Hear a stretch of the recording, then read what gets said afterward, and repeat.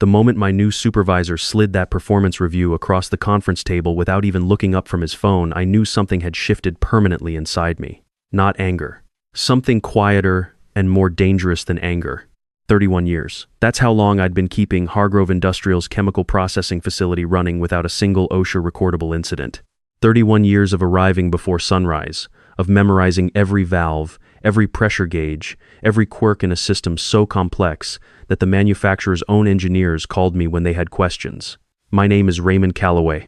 I'm 54 years old, and until that Tuesday morning in November, I was the most dependable safety and compliance director Hargrove had ever employed. The new supervisor's name was Derek Ashford, 31 years old, 14 months at the company. He'd come in from a consulting firm in Atlanta with a master's degree in organizational management and a vocabulary that was 90% buzzwords. His hair was always perfect. His shoes were always shined. He had never once set foot on the processing floor before 9 in the morning.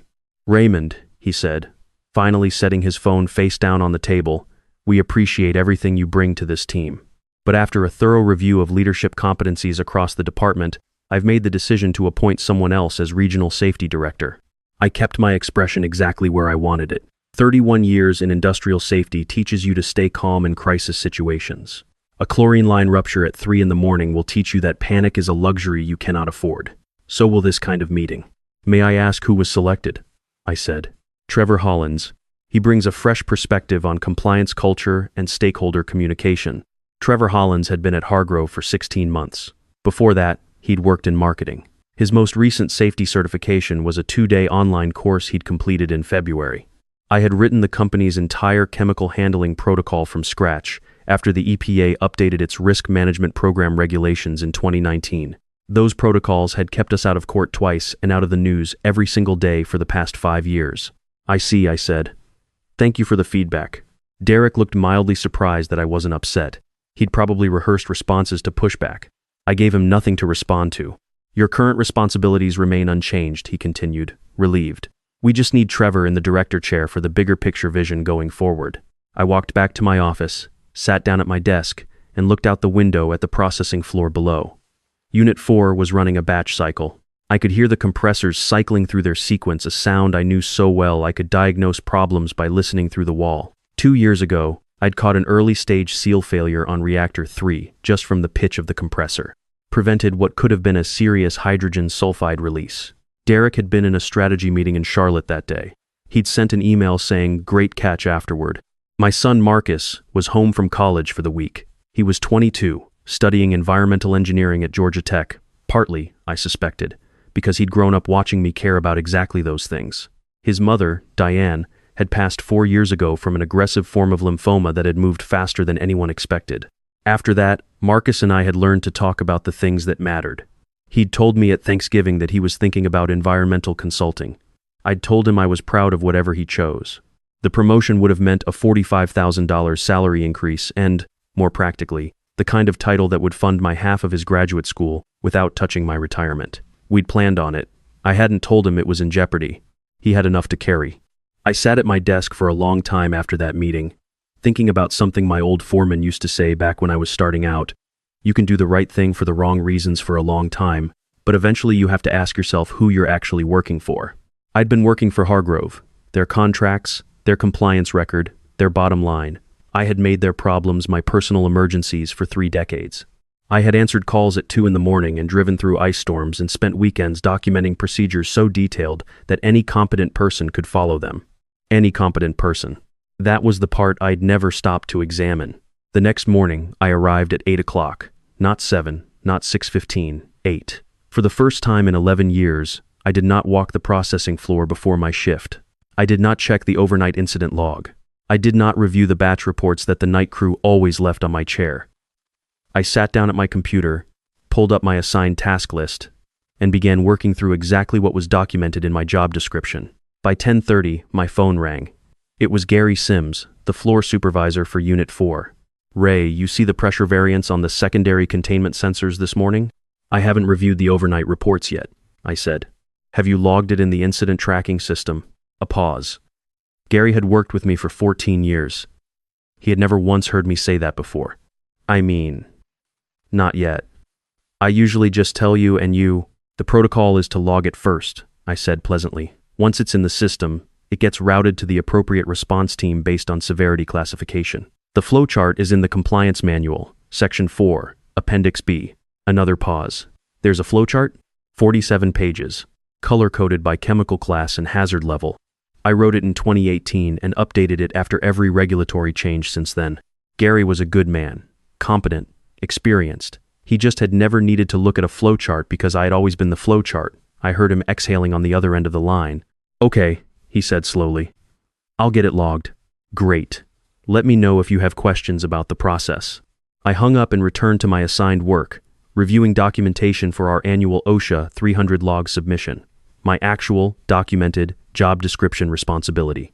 The thing I was literally paid to do and had been doing alongside everything else for 3 decades. At noon, Trevor Hollins knocked on my door. He was carrying a coffee and wearing a brand new hard hat that still had the sticker on it.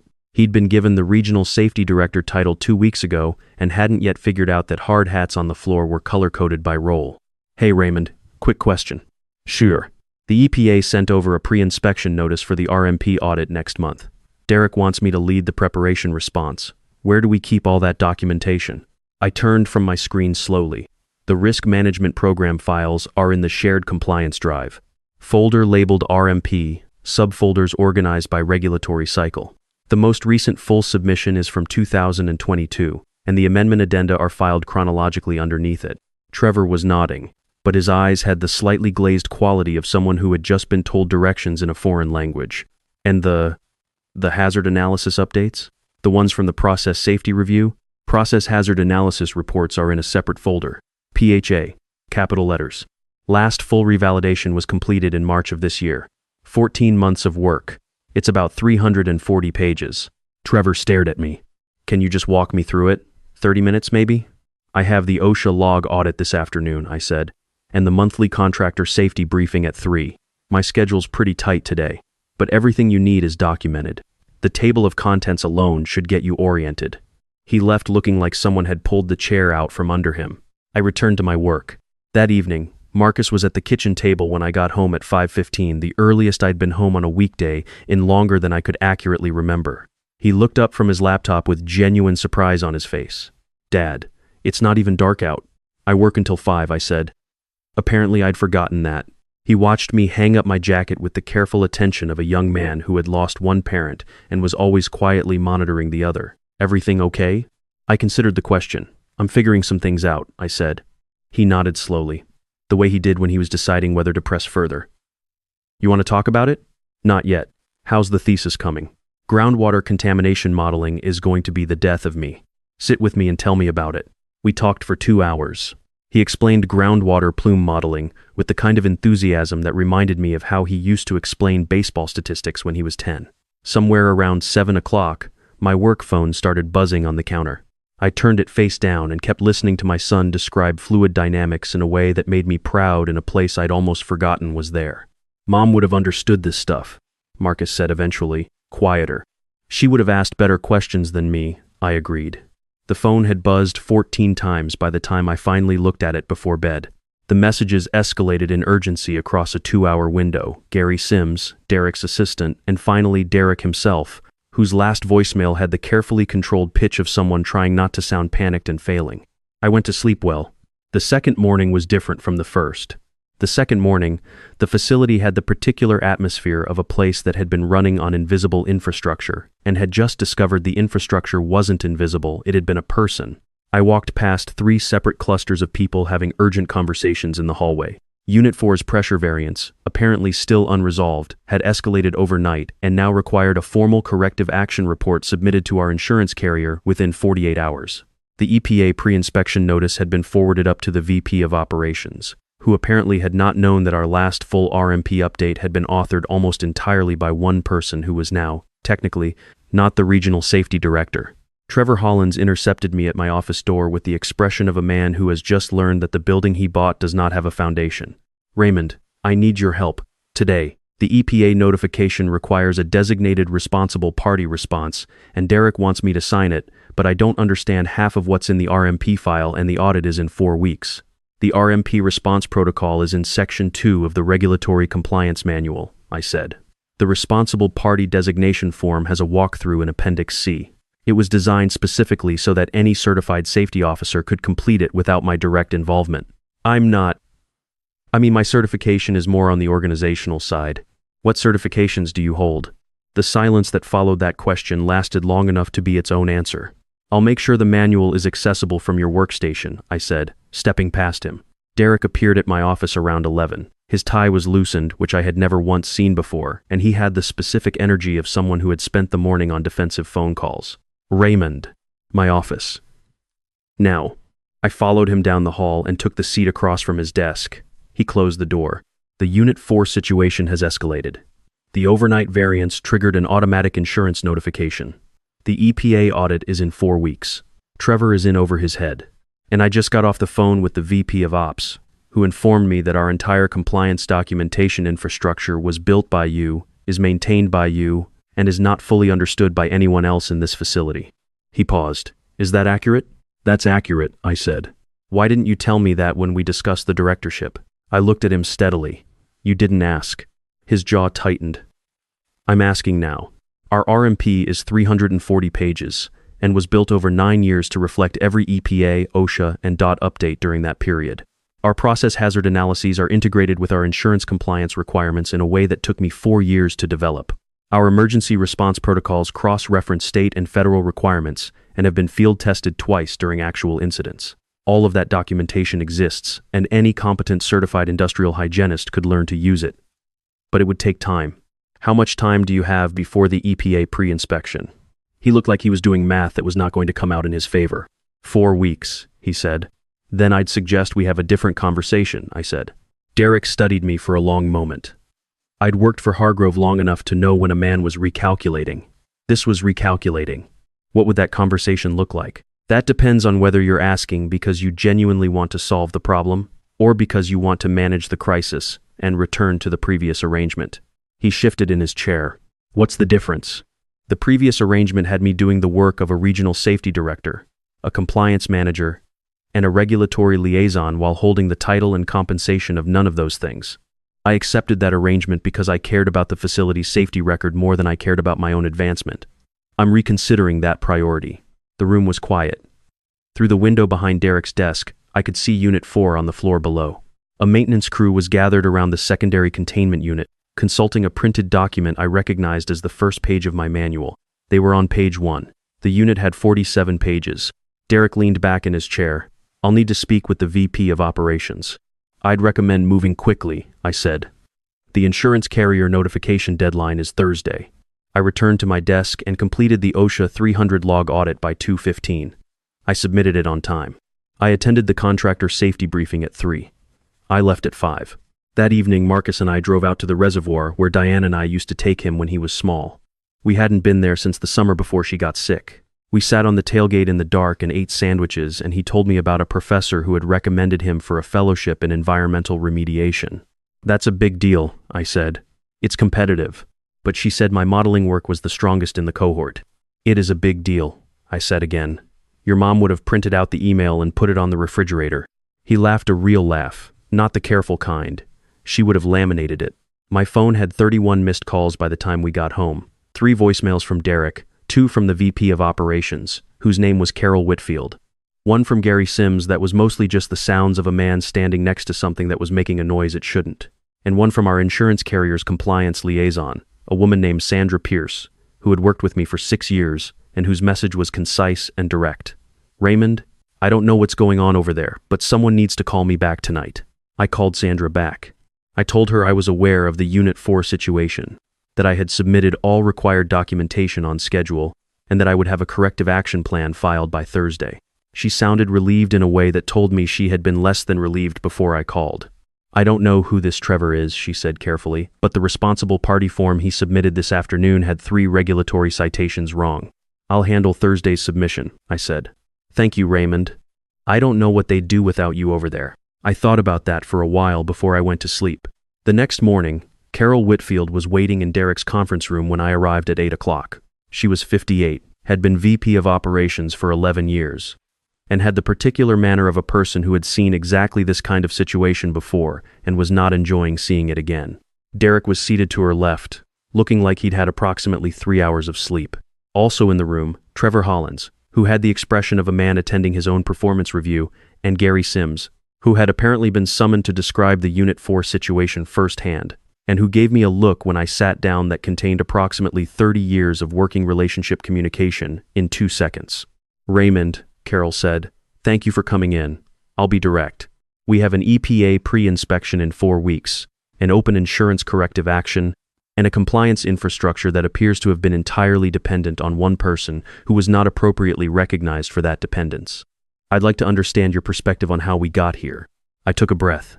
3 decades of institutional knowledge concentrated in a single person is a structural problem, I said. It happens gradually, when an organization consistently solves its expertise gaps by leaning on that person rather than building redundancy. I allowed it to continue because I believed my contributions would be recognized in proportion to their value. I now understand that belief was not shared. Carol nodded slowly. Derek did not look at me. "What would it take," Carol said, "to resolve the immediate situation and address the structural problem going forward?" I had thought about this question since the reservoir. I had thought about it the way I used to think about process hazard analyses, working backward from the failure mode, identifying every point of weakness, designing the intervention with enough redundancy that no single point of failure could compromise the system. "2 things," I said. "The immediate situation requires me to lead the EPA pre-inspection preparation. I'll need full authority over the response documentation and direct access to the compliance team, without routing through an intermediate director who isn't certified to review the materials." Carol looked at Derek. Derek said nothing. "And the structural problem," I continued, "requires creating a compliance knowledge transfer program. Every critical protocol documented, every regulatory relationship formalized, every institutional process mapped so that this facility is never again dependent on one person's institutional memory. That program should be led by the Director of Safety and Regulatory Affairs, a title that reflects the actual scope of the role." The room was quiet. "That's a reasonable proposal," Carol said. "There's one more thing," I said. "I received a job offer from Morrison Environmental Consulting 3 weeks ago, Senior Safety Director. The offer is still open. I haven't accepted it because I built what's here, and I believe in what it protects. But I need to know that belief is shared at this level of the organization." Carol looked at Derek for a long moment. Then she looked back at me. "What does Morrison offer?" I told her the number. She didn't flinch. "We'll do better than that. I'd also like you to lead the development of that knowledge transfer program as a formal company initiative with budget and staffing authority." I nodded. "Then I'd like to stay." Derek cleared his throat. "I owe you an apology," he said. The words came out flat, like they'd been prepared, but something in his face suggested they'd also cost him something real. I made an assessment based on visibility rather than value. That was a failure of leadership on my part. I looked at him directly. "I appreciate you saying that. Trevor will be returning to a project management role where his actual skills can be applied," Carol said. Trevor did not look surprised. I suspected this had already been discussed. "One condition," I said. Everyone looked at me. "Trevor stays involved in the knowledge transfer program. He has skills in communication and documentation organization that are genuinely useful. I don't want this to look like a punishment to the team." Carol looked mildly startled. "That's generous." "It's practical," I said. The structural problem wasn't Trevor's fault. He was placed in a role that didn't match his qualifications by a process that also undervalued mine. Fixing one without addressing the other doesn't actually solve the problem. 6 months later, the EPA pre-inspection went better than any audit we'd had in a decade. The compliance team, 3 people now, all certified, all cross-trained, had been built using the knowledge transfer framework I'd developed. The process hazard analysis documentation had been converted into an interactive reference system that any certified safety officer could navigate without assistance. Our insurance carrier renewed our policy with a reduced rate for the first time in 8 years. Sandra Pierce sent a handwritten note. I put it on the refrigerator. The morning the renewal came through, Marcus called to tell me the fellowship had come through. He'd been selected. Full funding, 2 years, working on contamination remediation at a site in the Pacific Northwest. "That's your grandfather's work coming back around," I told him. His grandfather had spent 40 years in environmental engineering. Marcus had never known him well, but he'd inherited the instinct. "You're not worried I'm going across the country?" "I'm proud of you going across the country," I said. "There's a difference." He was quiet for a moment. "Dad, whatever you did at work, I don't know all of it, but you seem like yourself again. Like you did before Mom got sick." I thought about that for a while after we hung up. About what it means to be yourself. About how easy it is to let that erode, one early morning and one skipped family dinner and one unrecognized emergency at a time, until the person doing the work and the person you actually are have drifted so far apart you don't notice the distance anymore. That afternoon, I stayed until 5.